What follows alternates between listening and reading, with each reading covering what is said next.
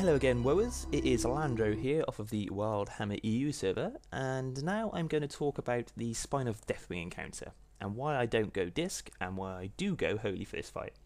Firstly, I'll tell you the benefits of Holy.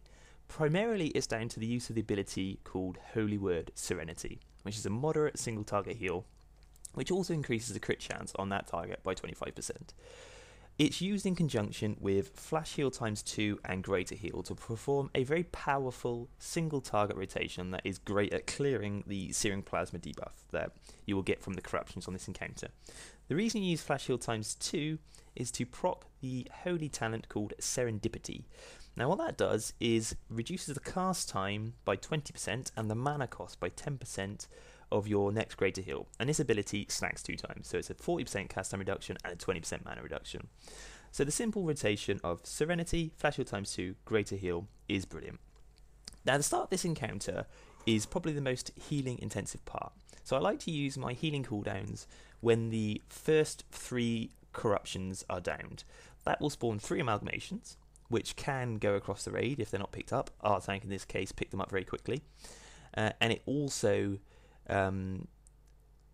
has lots of Searing Plasma from the corruption, so I like to use my Divine Hymn early in the fight. Now the benefits of using it early is down to, well, firstly it gives you a head start on the fight. You don't want to fall behind. The danger with Searing Plasma is when they build up and there are too many of them across the raid that you can't clear. What you want to do is get a head start in this fight, and that's a good way of doing it. Now, Divine Hymn is very, very useful to use early for a Holy Priest, not so much for a Disc, because there are other areas of the fight where it's more beneficial, but for a Holy Priest, because you spec into something called Heavenly Voice, which increases the healing of Divine Hymn by 100% and reduces its cooldown by 5 minutes, it means you can use it multiple times throughout this encounter.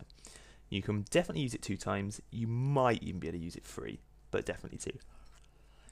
Now, you'll see that what I do is I will target the Searing Plasma on my debuff is shown by a purple indicator on my healing UI. It's very good. It tells you who's got it and it tells you when it's gone.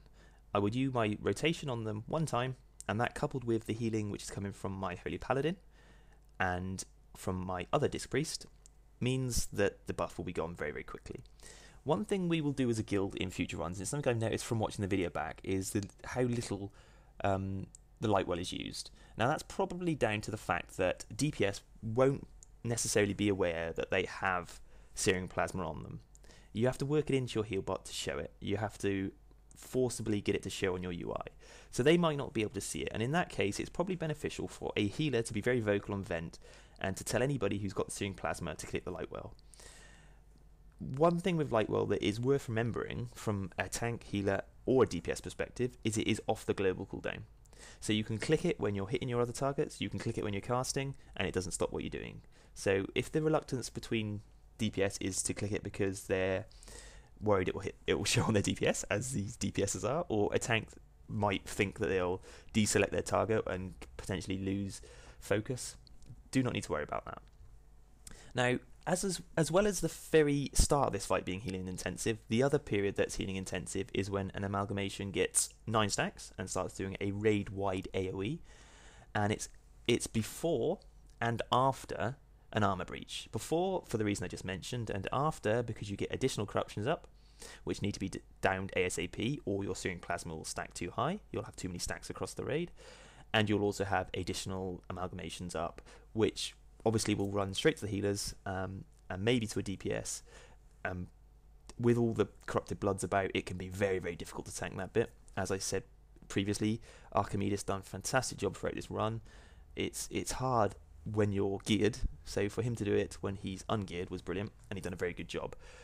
So I've talked to you about the benefits of Holy Priest, the Heavenly Voice talent, the Serendipity talent, the Holy Word Serenity. If I was a little bit more skilled, I could dance between chakras, switching from Sanctuary to Serenity for the phases that are single target healing intensive to the phases that are AoE healing intensive.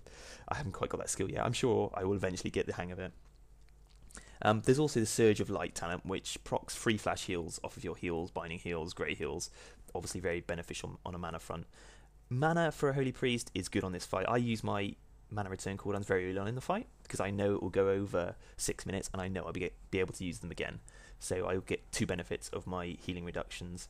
I also use Potion of Concentration on this encounter during the down phase. Once the amalgamation has gone down from its 9 stacks stance, so directly after that and the armor breach is up, you get a little bit of time when the healing reduces before the armor breach is over. So I use my Potion of Concentration then to give me a good mana return. So the benefits of Holy Priest. Now, as any of you who are watching this video might know and are aware that I'm primarily a Disc Priest, so you're probably thinking, well, why don't you go Disc Priest for this fight? Well, first and foremost, it's not enjoyable. I do not enjoy this fight as a Disc Priest, and there's probably a few reasons for that. Primarily, it would be because it is almost impossible to keep your Rapture ticking for the duration of this fight. Rapture is your mana return as a Disc Priest. You don't stack Spirit, you do not have the benefits of additional Spirit regen through your talents. It's a bonus through your Spirit. Your mana return comes from Rapture. Searing Plasma doesn't do enough damage. I think it's a 2000 physical tick, but it's a very slow tick. So it doesn't do enough damage to proc your shields. Your tank only takes damage when it's got stacks on the corruption. So again, it's not taking, or he won't be taking enough damage to proc your Rapture.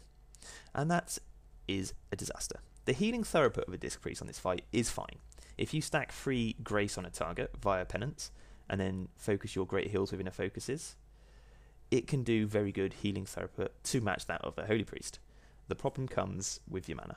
Because your shields aren't getting absorbed often enough, you're not getting enough mana returned. I tried this fight as a Strength of Soul spec, so I would be using heal, heal, shield, heal, heal, shield rotation, so getting more shields out there, and it didn't work, and I tried it as Atonement. Now Atonement, again, is a fantastic talent. Kudos to Blizzard for incorporating this. It makes Disc Priest really fun to play. The problem comes when you've got mechanics such as Searing Plasma that aren't doing damage but need to be healed, because what Atonement will do will target your lowest HP raid member, and it's often not the person with Searing Plasma.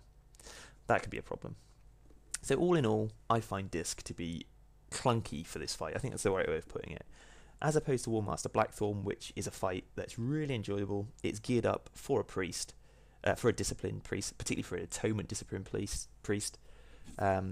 This fight isn't. This fight is much more enjoyable for a Holy Priest. It's probably geared up for a Holy Priest. There's only one healer that probably does this fight better than them, and that would be a Holy Paladin, because they can bounce their beacon between a Searing Plasma target, and heal another Searing Plasma target, and do effectively 2 heals to 2 Searing Plasma targets. Couple that with their healing throughput cooldowns along the lines of Wings and Favor and the Power Ranger, to name but 3. They have very good single target healing throughput, which is primarily what this fight is about.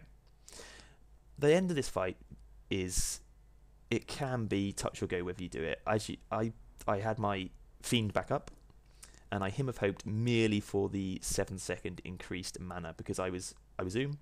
I didn't have enough. I didn't have an opportunity to sit there and channel Hymn of Hope, so I use it for the burst of mana, and then I use that mana very quickly to do the last little bit of healing intensive part of that fight, and it worked, and we done it. So that's a healing point of view of Spine Deathwing. Landroe out.